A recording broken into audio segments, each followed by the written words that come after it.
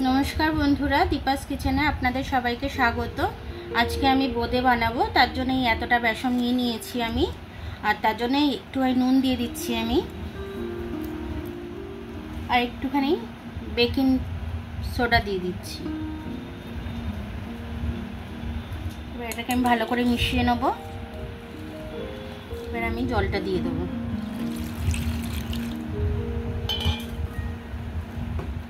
একবারে দিচ্ছি না কারণ ডালা পেকে যাবে, সে কারণে অল্প অল্প করে দিচ্ছি। আমি হাতে করেই এটাকে ফাটাবো, ব্যাটারটাকে বানাবো।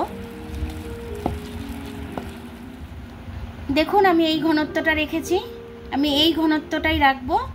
এবার এটাকে আমি খুব কষে ফাটিয়ে নেব একটু ভালো করে। 10 মিনিট ধরে একটু ফাটিয়ে নেব, 10 না হলেও 5 মিনিট। এইভাবে বেসমের কালারটা চেঞ্জ হয়ে যাবে। দেখুন কি করে বুঝবেন যে এটা ফাটানো হয়ে গেছে, এটা এইভাবে জলে ছেড়ে দিতে হবে। জলে দেখুন এটা ঘুলছে না, মানে এটা ফাটানো হয়ে গেছে। দেখুন আমি 3টে কালার দিয়ে দিয়েছি। এটার মধ্যে আমি কেশর কালার দিয়ে দিয়েছি ইয়েলো, এটার মধ্যে রেড কালার দিয়ে দিয়েছি, এটার মধ্যে গ্রিন কালারকে আমি মিশিয়ে নেব। আমি 3খানা কালার নিয়ে নিয়েছি, একটা ইয়েলো, একটা গ্রিন, একটা রেড। তেল গরম করতে দিয়ে দিয়েছি, এবার আমি ভাজবো। তো সবার আগে আমি ইয়েলোটাই ভেজে নেব। একটা ছাঁচা নিয়েছি, ছাঁচার মাধ্যমে আমি এটা করব।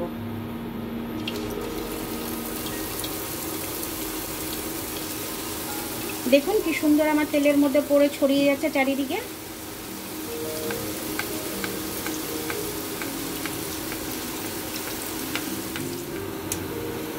দেখুন আমার এই বোঁদেটা কি সুন্দর হচ্ছে। এটা একটু ভালো করে ভাজা হয়ে গেলে আমি তুলে নেব। আগে একটু তেল গরম হয়েছে কিনা দেখে আমি গ্রিন কালারটা দিয়ে দেখেছিলাম, গ্রিন কালারটা রয়ে গেছে এর ভেতরে। আমি এটা 2 মিনিট মতো দিয়ে ভেজে নেব, তারপরে আমি এটাকে তুলে নেব। দেখুন এবার আমি তুলে নিচ্ছি, আমার এটা ভাজা হয়ে গেছে। আমি চিনি শিরা বানাবো, তার জন্য এতটা 1 কাপ মতো চিনি নিয়েছি। এবার আমি জলটা তার থেকে বেশি দিয়ে দিচ্ছি। এবার এটাকে আমি ফুটতে দেবো। একটা এলাচের মুখ ফাটিয়ে দিয়ে দেবো এর মধ্যে। দেখুন বন্ধুরা সবুজটাও আমি একইভাবে ছেড়ে দিচ্ছি। এবার এটা একটু লাল লাল হয়ে যাক, তারপর আমি তুলে নেব। এরপরে আমি লালটা ভেজে নেব। লাল, সবুজ, হলুদ সব ভাজা হয়ে গেছে আমার। এবার আমি চিনির শিরায় দিয়ে দেবো। আমি চিনির শিরার মধ্যে সবটা দিয়ে দিলাম। এবার একটু রস খেতে দেবো আমি। এটা একটুখানি ফুটে উঠবে, আমি নামিয়ে নেব। দেখুন একদম রসালো হয়েছে, একদম প্রত্যেকটা রসালো হয়েছে, একদম খুব ভালো রস ঢুকে গেছে। আমার ভিডিওটা দেখার জন্য অনেক অনেক ধন্যবাদ।